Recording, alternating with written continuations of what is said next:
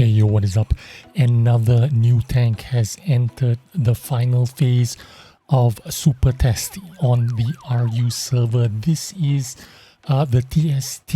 It is a tier 8 medium tank from the Czechoslovakian tech tree. Now, if you take a look at the silhouette and the shape of the tank, it is very much similar to the CS52, somewhat of the universal medium tank shape that we all know and like. However, this has a couple of things that makes it really good and a couple of things that make it kind of bad in my opinion. But let's take a look at it and we'll discuss a little bit further.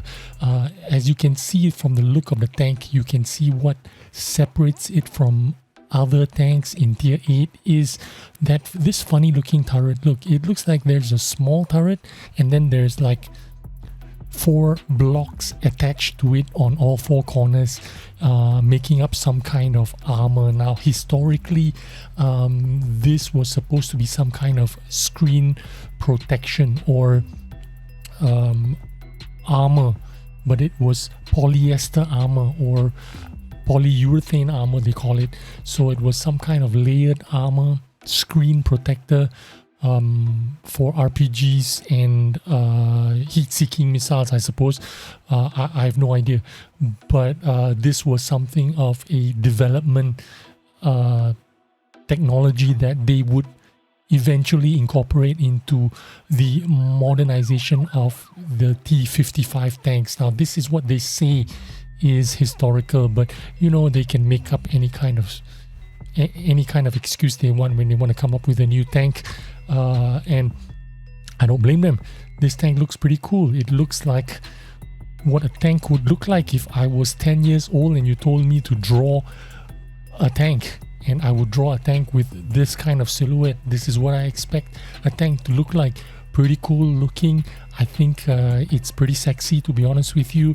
The shape reminds me of that CS53, CS52 LIS. It has that, you know, post World War II modern era kind of tank, like, you know, before we before the world turns into you know, the Abrams looking kind of tanks. These were the tanks of the 50s and 60s, and yeah, pretty cool looking, to be honest. I'm not gonna lie. This tank does have some pretty amazing stats, and let's talk about it. If the first thing that caught my attention was the 6.23 seconds reload time. That is incredible reload time. This is faster reload than an Object 907. Now, if you're familiar with the Object 907, if you have it in your garage, if you have rammers, if you have BIA cruise skills, if you have vents, you can get it down to 5 seconds, just a little over 5 seconds reload time. And this is what you're gonna get out of this tier 8 premium tank.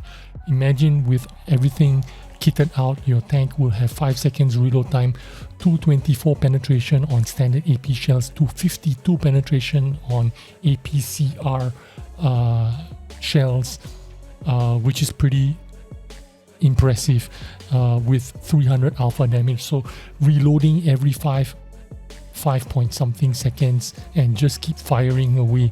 However, this tank is not some kind of agile mobile medium tank, because even though it has 900 horsepower, it does not have an incredible power to weight ratio. The power to weight ratio on this tank 16.51.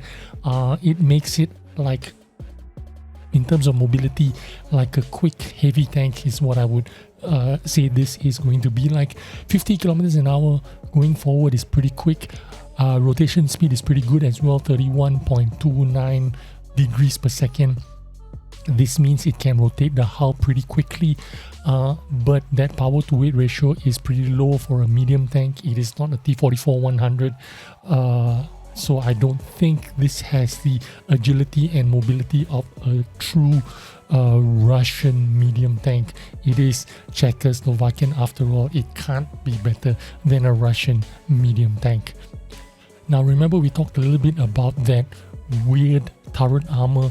Well, this is where this turret armor comes into play. 210 millimeters of protection from the front turret armor. This is where the strength of this tank is going to be. It's going to be sloped. You're going to have some protection. You look at the shape of the turret. Behind the shield is some angles, so I suppose the turret is going to be pretty difficult to penetrate. 210 sloped.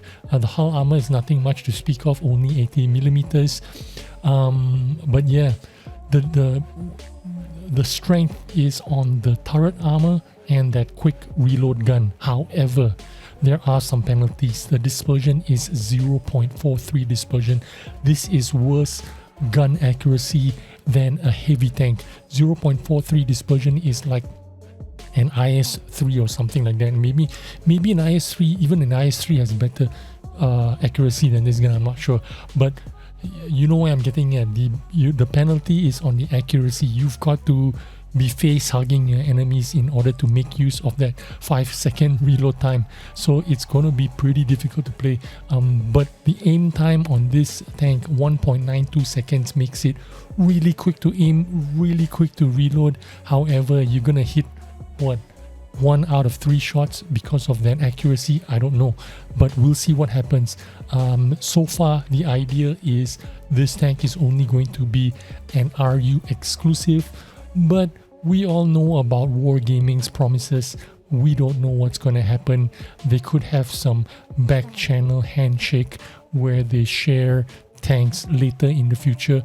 Who knows, maybe when the situation in Europe is going to change and Wargaming Europe and Wargaming RU are going to become friends again, maybe all of a sudden we'll have all these tanks on the RU server suddenly rush into the rest of the world. But we'll see what happens with that.